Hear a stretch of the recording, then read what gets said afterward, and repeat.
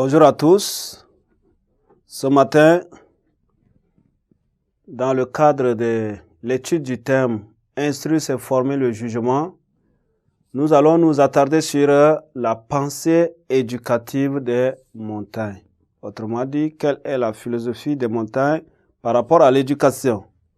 Et dans ses œuvres essais, surtout au livre 1, chapitre 26, Montaigne se prononce sur la pédagogie, qui fait partie intégrante de l'éducation. Donc, il va fixer le but de l'éducation, les moyens de l'éducation et chercher à définir ce que c'est l'éducation intellectuelle et aussi l'éducation morale, tout comme l'éducation religieuse et physique.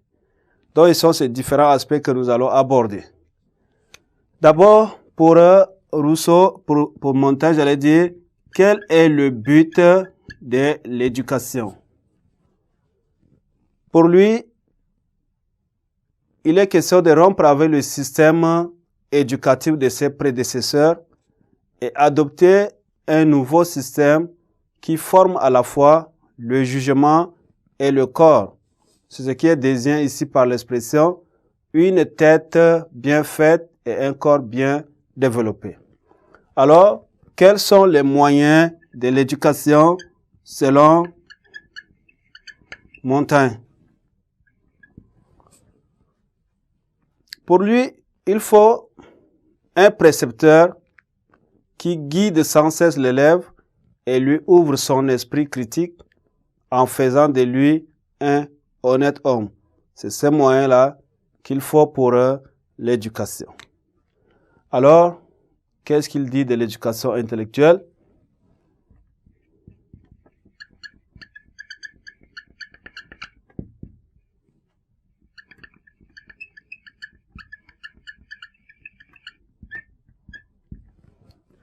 Pour Montaigne, l'éducation intellectuelle doit être une culture moyenne acquise dans les livres, à la connaissance des anciens, grâce à la réflexion, aux leçons acquises des choses et au voyage.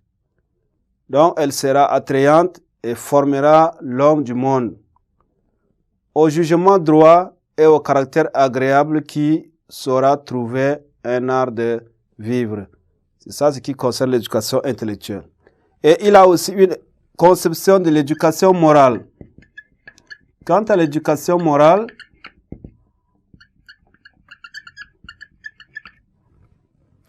Montaigne pense que la nature est bonne et une éducation insuffisante ne forme pas la volonté. C'est pourquoi il faut une éducation morale qui forme la conscience. Et quant à l'éducation religieuse,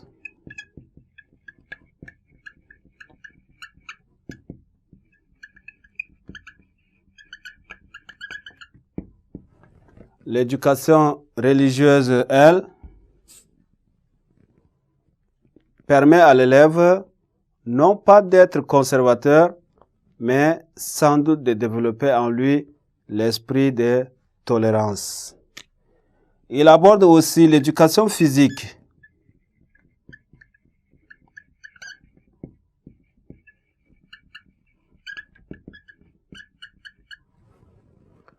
L'éducation physique, pour Montaigne, est très importante car elle permet le développement du corps de l'élève qui dispose son esprit à l'acquisition des connaissances.